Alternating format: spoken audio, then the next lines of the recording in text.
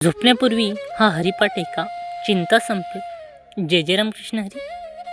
मंडळी, रात्री झोपायला गेल्यावर मन शांत होतं का, की विचारांचा गोंधळ सुरू होतो? चिंता, टेन्शन, काळजी सगळं एकत्र डोक्यात फिरत राहतंय. मित्रांनो, हीच ती वेळ असते जेव्हा मनाला आधाराची गरज असते. पण तुम्हाला माहिती आहे का, फक्त एक हरिपाठ तुमच्या या सगळ्या चिंतेवर उपाय ठरू शकतो. हो, झोपण्यापूर्वी जर तुम्ही हा हरिपाठ मनापासून ऐकलात तर मन हळूहळू शांत होईल, चिंता आपोआप दूर जाईल आणि झोप लागेल अगदी गोड समाधानाची. आजचा हा व्हिडिओ शेवटपर्यंत नक्की बघा, कारण हा हरिपाठ फक्त शब्द नाहीत, ही आहे मनाला शांत करणारी शक्ती. मित्रांनो, तुम्ही लक्ष दिलंय का, रात्री झोपण्याआधीच सगळ्यात जास्त नेगेटिव्ह थॉट्स, वाईट विचार येतात. कारण दिवसभर साचलेली चिंता रात्री शांततेत अचानक वर येते आणि याच वेळी आपण एक मोठी चूक करतो. मन शांत करण्याऐवजी आपण मोबाईल स्क्रोल करत बसतो किंवा विचारांमध्ये अजून अडकतो. पण जर याच वेळेला तुम्ही एक छोटासा बदल केला तर तुमची झोपच नाही तर पूर्ण आयुष्य बदलू शकतं. पण प्रश्न असा आहे, त्या क्षणी तुम्ही नेमकं काय करता? रात्री झोपण्याआधी ते काही मिनिटं खूप महत्त्वाचे असतात, कारण दिवसभर साचलेली चिंता, ताण, वाईट विचार हे सगळं याच वेळेला वर येतं आणि आपण काय करतो? मोबाईल हातात घेतो किंवा विचारांमध्ये अजून अडकतो. म्हणूनच मन अजून शांत होण्याऐवजी अजून अस्वस्थ होतं आणि इथेच जर तुम्ही एक छोटासा बदल केला तर सगळं बदलू शकतो. मित्रांनो, मन शांत करण्यासाठी औषध नाही, नाम आहे. कारण हरिपाठ म्हणजे फक्त शब्द नाहीत, तो एक व्हायब्रेशन आहे, एक ऊर्जा आहे जो थेट तुमच्या मनावर परिणाम करतो. रात्रीचं मन खूप सेन्सिटिव्ह असतं, खूप इमोशनल असतं, खूप संवेदनशील असतं, जे काल ते आत खोलवर जातं आणि म्हणूनच जसं दिवसभरात चिंता, ताण साचतो तसंच हरिपाठ ते हळूहळू धुवून टाकतो. फक्त 5 ते 10 मिनिटं डोळे बंद करून हरिपाठ ऐका.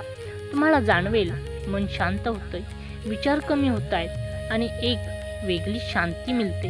आणि मित्रांनो, हे सगळं फक्त वाटत नाही, यामागे एक खूप मोठी शक्ती काम करत असते.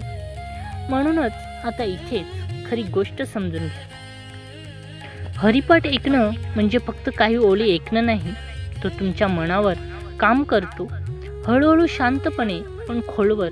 जेव्हा तुम्ही हरिपाठ ऐकता, मन शांत व्हायला लागतं, वाईट विचार आपोआप कमी होतात, भीती हळूहळू दूर होते आणि आतून एक वेगळाच आत्मविश्वास निर्माण होतो. कारण काय माहिती आहे, आपण दिवसभर काय ऐकतो, काय विचार करतो, त्याचा सगळ्याचा परिणाम आपल्या मनावर होत असतो.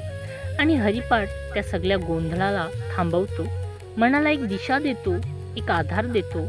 आणि म्हणूनच हरिपाठ म्हणजे विठ्ठलाचं नाव, आणि विठ्ठलाचं नाव म्हणजे मनाला आधार. आणि हाच आधार आपल्याला संतांनी खूप सोप्या शब्दात सांगितलं आहे. नक्की ऐका. मित्रांनो, ऐकण्या अगोदर कृपया व्हिडिओला एक लाईक करा. हरिमुखे म्हणा, हरिमुखे म्हणा, पुण्याची गणना कोण करी, नाम घेतल्या वाचून नाही त्राण, तुका म्हणे हाची मार्ग खरी.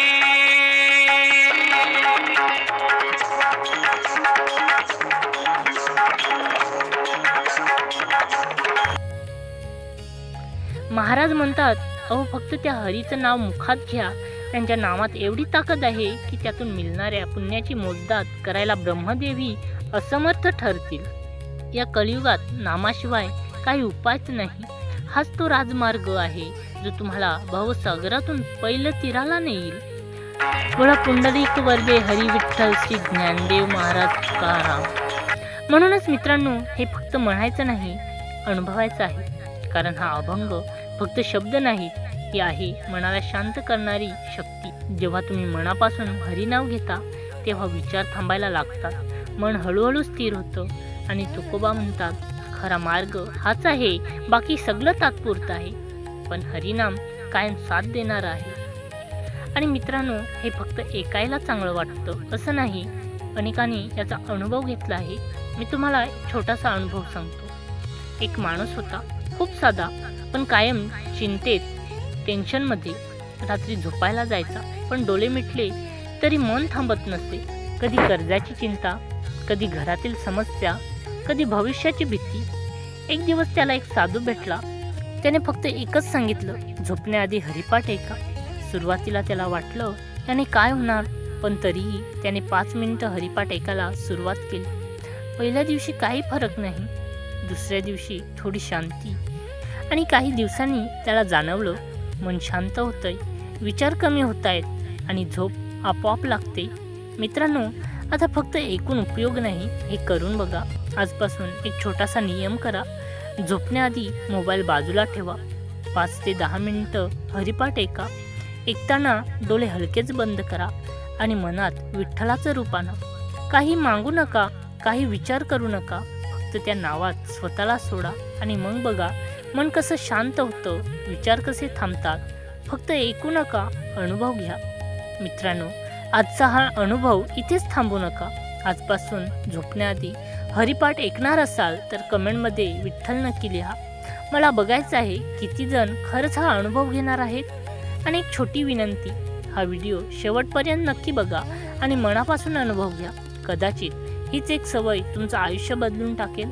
आणि हो, एक छोटासा चॅलेंज आहे तुमच्यासाठी. मी या व्हिडिओमध्ये विठ्ठल नाव किती वेळा घेतलं ते कमेंटमध्ये नक्की सांगा.